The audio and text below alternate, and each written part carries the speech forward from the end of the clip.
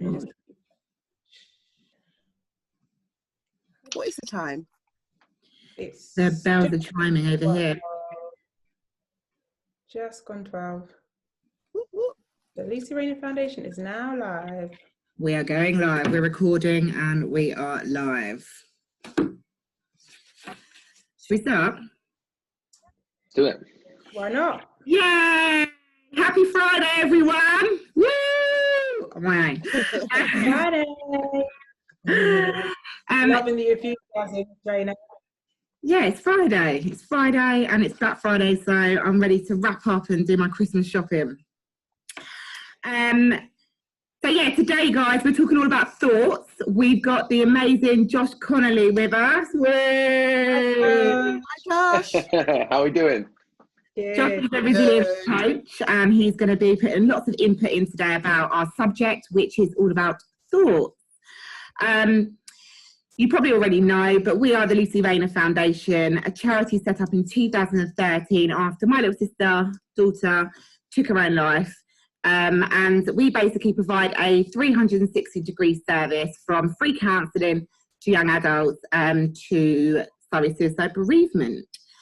So today we're talking all about thoughts, and I'm going to pass you over to my mother.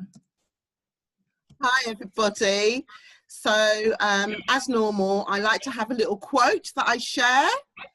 And the quote is, thoughts are like, I can't see the thingy.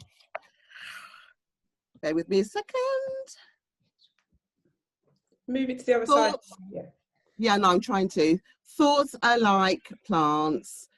We have to decide on what we weed, what we pour water on, and what we allow to wither away. And that's from Tejas Patel.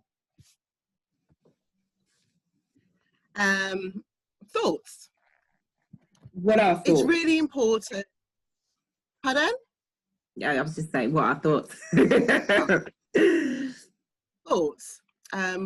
I think it's important to understand that thoughts come and go without any will from us. It's natural. We can't stop thoughts from coming and going, but it's also normal to have happy thoughts. It's normal to have sad thoughts. And it's also common to have suicidal thoughts, especially when we're going through really troubled times and have to make difficult decisions and things aren't going the right way for us. We can't stop thoughts from coming in. The purpose of thoughts, I think, is for us to make decisions, to have creative ideas, and to focus on like problem solving. And I think using the right way, it can be really, really powerful, a really powerful tool. And so I want to look at the way that we think about things, looking at more of our negative thoughts. Yeah, can I just add on to that? So I saw a post on Facebook the other day from Paul McGregor, someone who works closely with our charity in the past. And he put a quote up saying that negative thoughts, they're not facts. When the thought comes into our head, we have to distinguish whether it's a fact that the thought is, or whether it's just an opinion that we have. We shouldn't believe everything that our head tells us, because a lot of our negative thoughts can be very deceiving. So it's really important to look at, okay, is this a fact that maybe you woke up and you said, oh, my life's rubbish? Like, is it a fact that your life is rubbish, or is it just an opinion that you have, a passing comment in your head that may be just an opinion? So it's really important to distinguish which one's a fact and which one's an opinion. And if it is just an opinion, let it go. And that's what we want to talk about, the negative thoughts that we can just kind of move past. Yeah, well said, Bex. Well said. Next slide.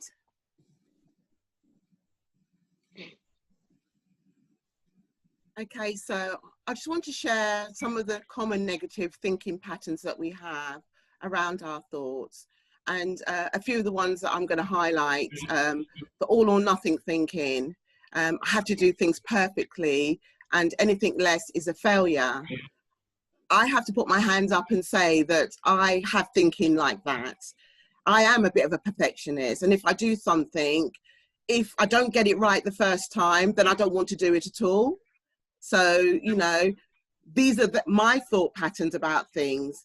And also, like, focusing on negative things, we tend to have conversations with ourselves saying things like, nothing goes my way. It feels like one disappointment after another. So it's going to be a bad day. So anything that happens now is all going to be negative. These are just thoughts. You don't have to think that this is actually going to happen. You know, so there's a whole list of things that we can think that we are. Anyone got any other ideas on this? Yeah, I was going to say that that's me, the negative self-labeling, that some days when I'm really like down, I have that feeling of like I'm a failure, like what is anything going to go right in my life, like. And I think it is, I'm reading through some of those comments and I'm thinking, yeah, I do that. I do have those negative thoughts. And I think it is reassuring to be like, okay, so these thoughts are they're just negative thoughts. And it's just a case of seeing the thought for what it is, and then just being like, okay, I'm not going to let it affect who I am or what I'm doing for the rest of the day. Just let the negative thoughts go and try and be a bit more positive if that's possible. Yeah, I relate to what both of you are saying as well. And I think, like to what's already been said as well, we do get the opportunity to not believe our thoughts. But I think what we tend to do is we hear our own thought and then we almost give that thought to everyone else. So if I say I'm a failure, I have a tendency to then just assume that that's what everyone else is going to be thinking about me. And I've fallen out with people, or like I've literally decided that people don't like me based on what I think I can hear them saying. So people don't have to say things to me sometimes, and I'll think about what they're thinking about me, and then I'll make up an opinion they have on me based on nothing that they've said at all. It's literally on what I've thought. So those negative thoughts can be like so insidious in a way that they like present in our lives. You know what I mean? So like you say, like Becky said about, I pictured when you were talking about it, you know, like a sushi bar, when it goes by, yeah, you just pick the ones you want. If there's a one that looks nice, you take it. If it's not, and it's just a pick, let it go by. You don't have to touch it, you know. And I think we can Really do that good with analogy. our thoughts. Yeah, it's good. And it's really funny because the mum and that asked me, well, which one of them are you, Emma? And I was like, well, none of them really.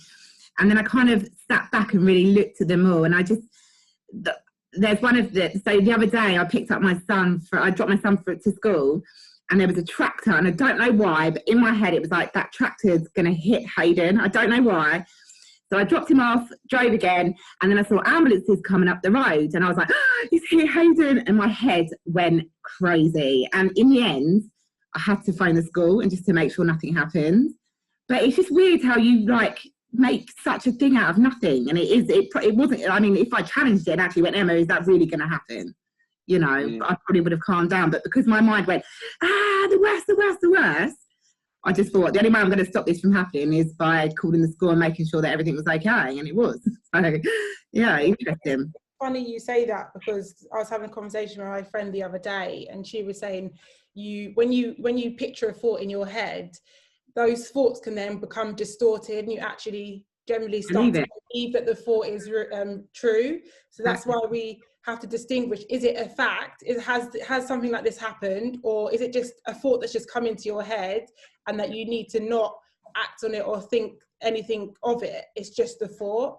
And I think that's the thing of where it then becomes a bit deeper, and it can then turn into something a little bit more, which is what we're going to go on to now, I believe. Just very quickly, I'm looking at this list, and there is something that I do there: disqualify the present. I do say to myself, I'll relax later, but first I have to rush and finish this. But it also relates to the all or nothing thinking. I tend to want to get stuff done and think, okay, I'll relax later, but I could still be there till midnight thinking I'm going to get it done and then relax later. You know, so deferring stuff isn't always good neither, thinking, you know, I'll do it later. If you've got to do something now to relax, if you've been at something for a really long time, you need to take a break. You can't just keep saying, I'll stick at it until it gets done and then I'll relax, because that won't work. Yeah, I agree. And the one thing that I would add as well, kind of based on what you said there, Jenny, is when we get to this point of removing the judgment from our thoughts, right, and literally not judging ourselves for the way in which we think, then we get the opportunity to actually think about why we're thinking these things a little bit more.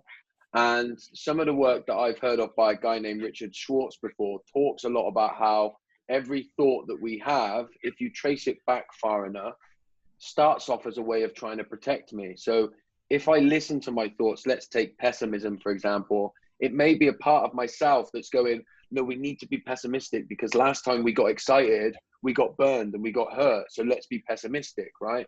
And then there might be another part of myself that catastrophizes stuff because in the past, when I told myself everything it was going to be all right, I got burned. So that part of myself tells me to do that. And I think when we start to remove that judgment from the thoughts, you can start to interact with all the parts of yourself and bring in the more confident thoughts that you have, you know, that you can bring in the positive thought that says, hang on a minute, let me introduce this negative thought to this positive one over here that's telling me I'm the best thing that's since sliced bread, right? And we might have all of these different polarized thoughts, but if we can remove the judgment and use them all, then actually what we can find is that they become less polarized and have less of a impact on us as people. Yeah, I agree. So negative thoughts, mental health. Yeah, just before we go on to that, I just wanted to note that Hannah Louise just commented on Facebook saying there's a really good book that's called You Are a Badass, and it's about how to stop doubting your greatness and start living an awesome life, and it's by Jenny Sincero. So I guess she's must have read it and said that it's a very helpful book, so there's some material there for you if you're interested. Okay, so negative thoughts versus mental health problems. So what we're looking at here really is how our negative thoughts can then potentially turn into mental health problems. Now, negative thoughts patterns they're not a bad thing, and we all have them. So we have to recognize that negative thoughts are something that is going to happen with us on a day-to-day basis. However, it's when these negative thoughts then start to interfere with your work, your studies, and your everyday functioning.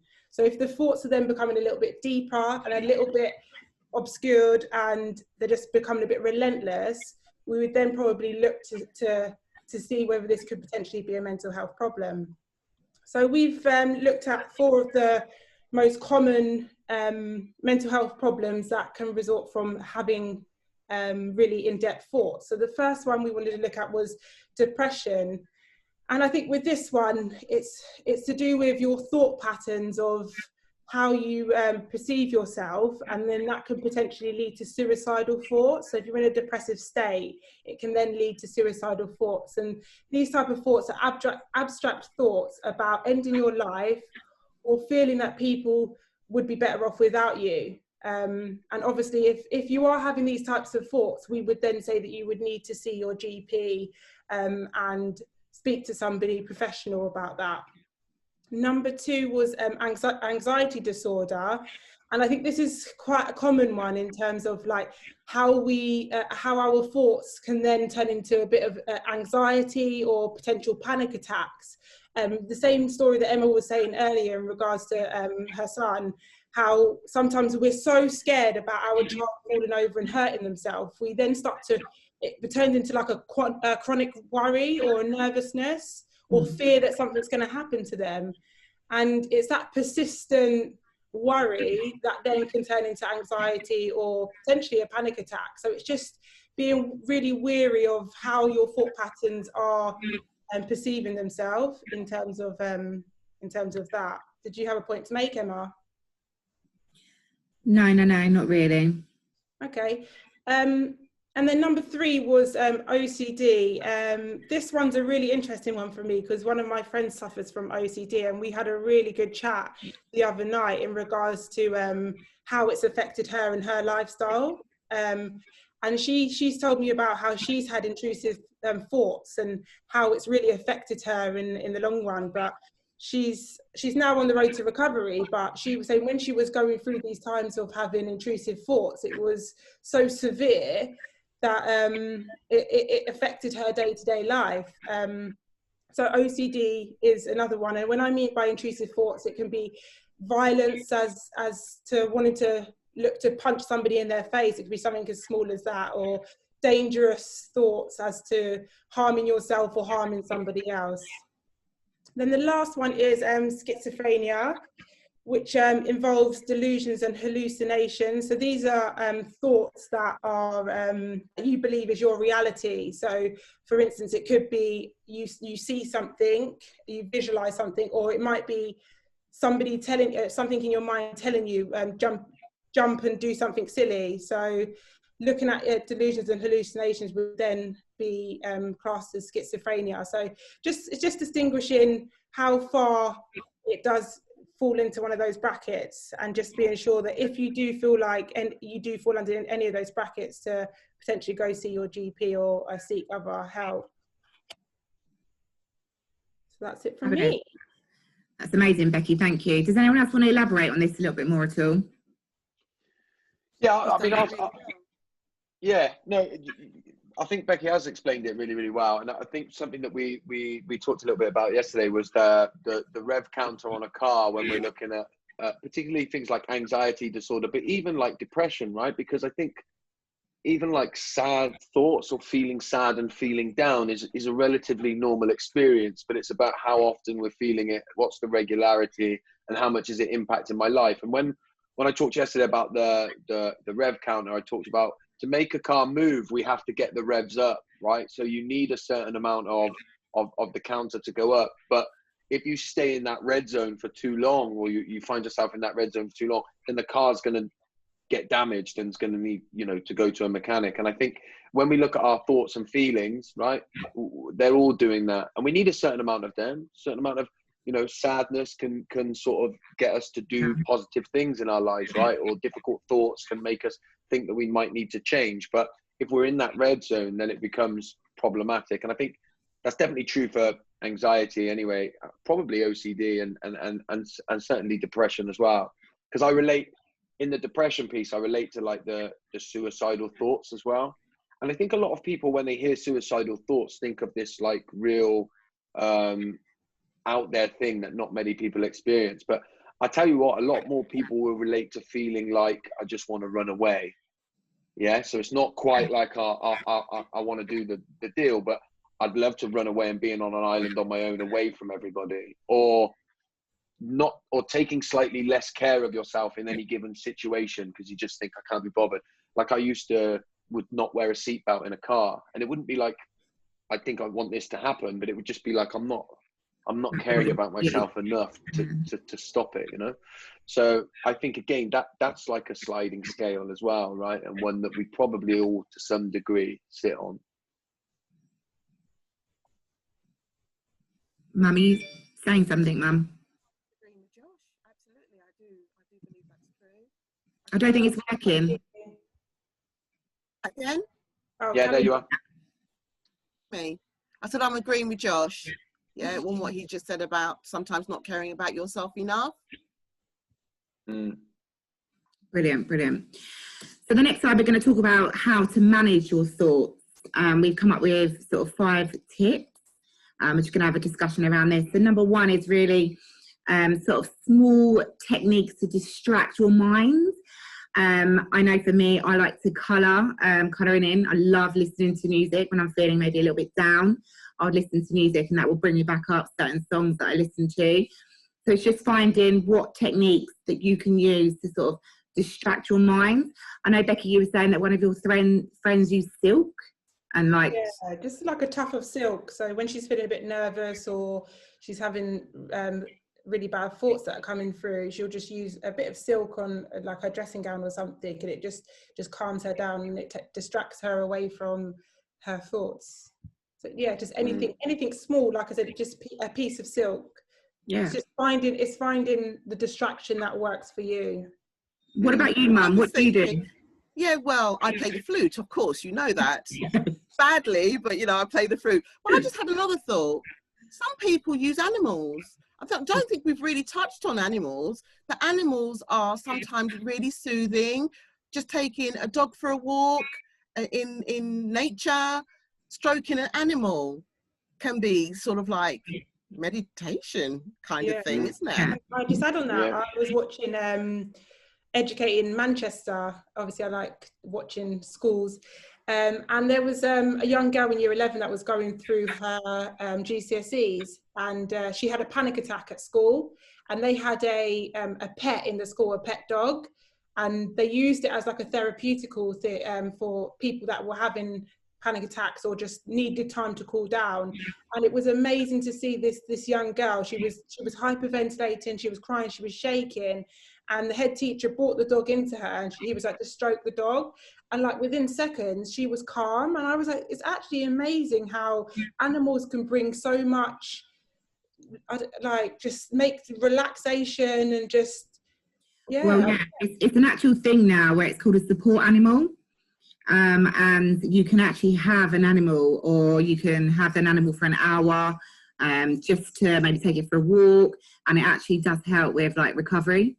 So, yeah, I guess that's going to be the next sort of upcoming thing that will help on a sort of holistic side.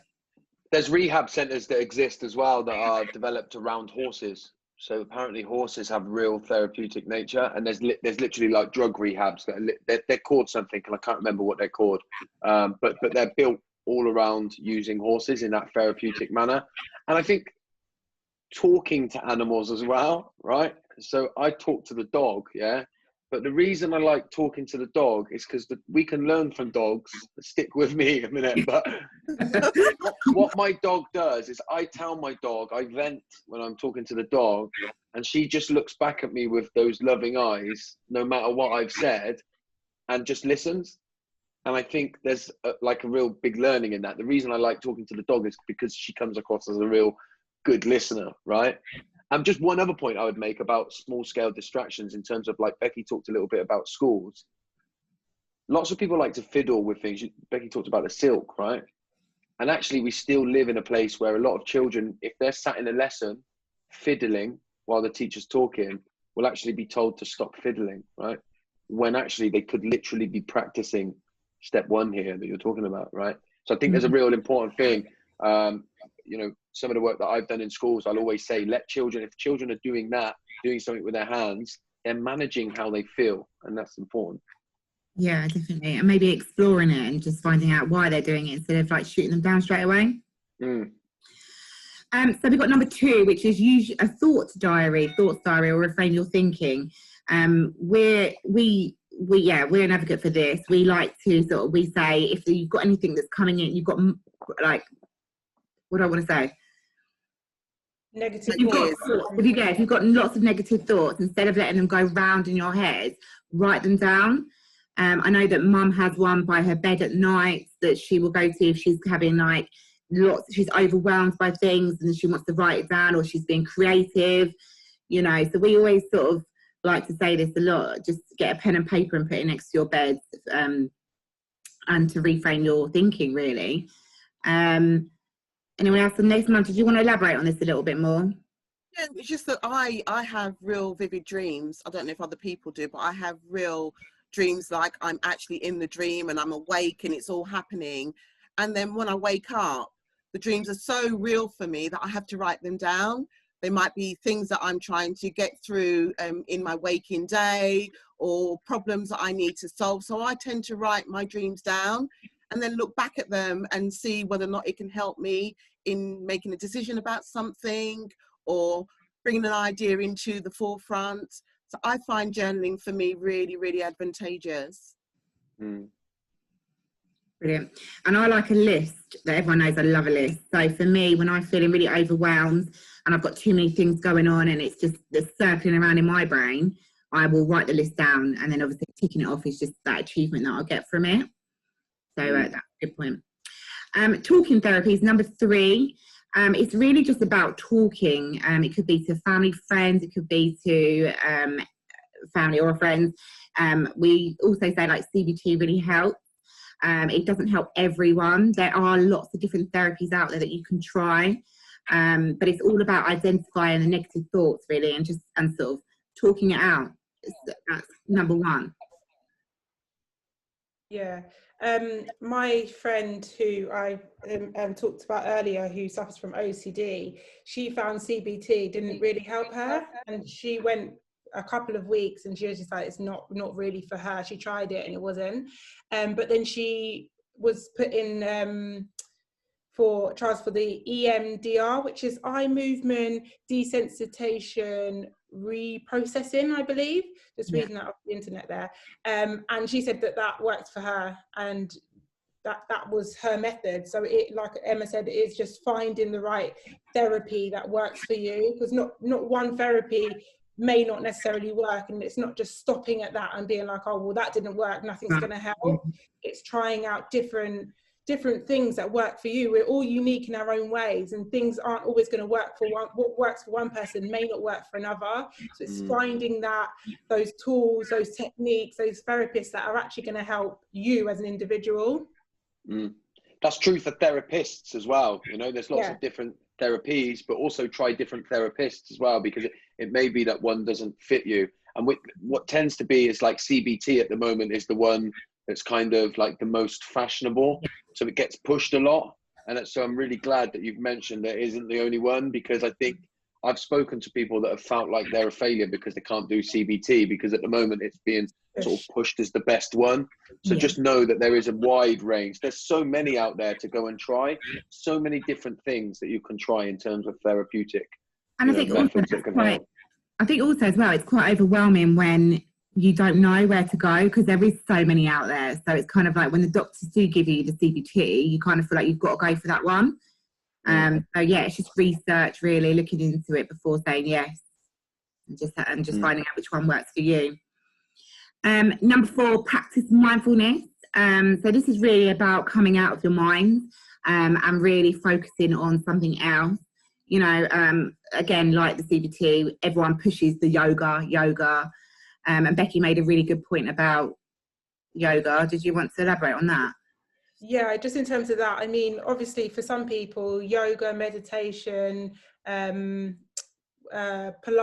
anything that relaxes your mind can work for some people. It works for me, it works for Mum, it works for Josh, but I don't know if it works for you, but for some people, being able to get into that state of relaxation and trying to focus on the mind doesn't work for everybody. And I know through some of my friends that have tried meditation, it doesn't work for them. To come out of your thoughts and try and relax, and when they're telling you to breathe, sometimes it frustrates people more. So it's actually finding something that you feel that you can get into that state of mindfulness. It doesn't necessarily have to be something holistic. It's referring back to what we were saying about like distraction techniques. It can be just anything, like drawing can just take you out of your thoughts. Watching a trash TV, like Keeping Up with the Kardashians, anything to take you out of your own thought process and just get into that zone of being mindful. Yeah. What would you say, Josh, in regards to what you do? What do you do to seek mindfulness? So when I first started, the idea of closing my eyes and going silent was what sent my body into anxiety. When you look at some of the life experiences that I had, that makes a lot of sense that I wouldn't want to sit with my eyes closed in silence. So for a long time, I did a lot of like guided meditation stuff. And I've got to be really honest, when I first started practicing it, I could only do it if the house was empty, because I was so petrified somebody might walk in and see me. I was so like self-conscious about it. So I had to do it completely on my own. But these guided meditations on YouTube were good. They were literally like, imagine you're on a beach and it would just create this, but it was just enough to stop me thinking about the kids and work and what's coming up next. And, you know, I get addicted to this thinking, you know, it's one of them things that happens to me. So anything that can just remove all of that and bring me back central. And look, it's developed for me now that I love to do it in the sauna. They're closed at the moment, but after I go in the gym, I do my mindfulness in the sauna. The reason I say that is because it's a little bit out there, and it's just to show that it doesn't matter what you do, right? You do what works for you. And we've got to get much better at understanding that this stuff looks completely different. And just because I don't think something works, it doesn't mean I don't think it's right or it's wrong, right? It doesn't work for me. So let's try and find things that work for yourself. And I think that's really important. Yeah, I just on that note, Steve Killick just said on Facebook chat that he listens to classical music and that relieves his stress. So it really is, it can be anything that you just have to try and search for it, I guess, to find that thing that makes you feel at peace. Yeah, and we all know that I like a bit of Disney songs, so that's my mindfulness. So the last one is just make a gratitude list. You know, appreciate the things that you have. Put it on instead of having such a negative spin on it, change it to a positive spin. Make a list. You know, think about all the positive things in your life, or the things that you could plan for next year. So that's just a bit of our 5 points. Anyone else want to add to any of this? Yeah, on the last one there, I was just going to say that recently I've just done a vision board, and I've put down all the stuff that I want to get from 2021. I've written off 2020 and I'm looking at what I want for 2021. And it's really helped me just to set my goals and think, okay, cool. This year hasn't been great, but next year, let's see if we can try and reach, and I've made sure that they're achievable as well. Because I think that's important. You don't want to make goals that are unachievable. Yeah. And it set me up. It made me feel really good and positive about life. When I do the goal stuff as well, I always add the reason why to each goal, because it's that reason why that really, I don't know, if I'm saying I'm going to exercise 5 times a week, when I wake up in the morning, if I know I want to exercise 5 times a week, that might not get me out of bed. But if I remind myself that I'm doing it because I want to be able to play football with my son when he's in his late teens, then I'm like, okay, I'm going to get out of bed. So the why can be really important and really like bring purpose to my life. Love that. Amazing. Yeah, I might try that as well. Mum, would you like to say anything at all? No, just the only thing is that gratitude is just to be thankful. If you wake up and just open your eyes and say, I'm thankful for a few things, that will just give a positive start for the day. That's it, really. Brilliant, brilliant. To do that, and then to also check in with yourself, see how you're feeling, and then you can start your day wonderfully. So let's have some final words from Josh about the subject, about thoughts. Yeah, look, I've not really got a lot to add to everything that we've been said. I mean, I guess I'll make it all very real by saying one of the thoughts that always goes in my head now when that picture comes up on the screen is how little I look like, that now, right? But it is interesting. I mean, I picked that up because this is this has been a running thought going through my head. Yeah. That I need to get some new pictures taken, right? But I can one of the things that I'm doing here is kind of making a joke about it, right? But if I'm not careful, those thoughts can be the ones that become obsessive, right? And I start looking at that picture and start thinking, I'm on the way down now. I don't look like I used to, right? And those thoughts can be really detrimental to me. So I think I think with any emotional topic, any mental health topic, having these conversations are what's important, because when I hear you share in the way that you've all shared and I get to share in the way that I share, for the last 30 minutes, I've talked about suicidal thinking, I've talked about feeling down, and at no point have I felt anything but normal for feeling it. And I think that's why it becomes really, really important, because you look around, you have these conversations and nobody ever goes, nope, never felt any of this stuff, right? Yeah. Or if they do, they probably need a bit of support, right? So you know what I mean? So the fact that we get to speak like this, I just think it's really important. And you know, I would always just say big love to the Lucy Rayner Foundation. It was a few years ago, I met Jenny, and we I always say this, when I met Jenny, I rang my wife on leaving the hotel from the conference, and I was like, I'm going to do loads of work with this Jenny lady I've just met. It's going to be huge. And it was true. So we are. Here we are. So listen, I love it. And I'm grateful for any opportunity that I get to sort of be involved in the work that you guys do. So, Thanks, Josh. Yeah, that's all I've got to say.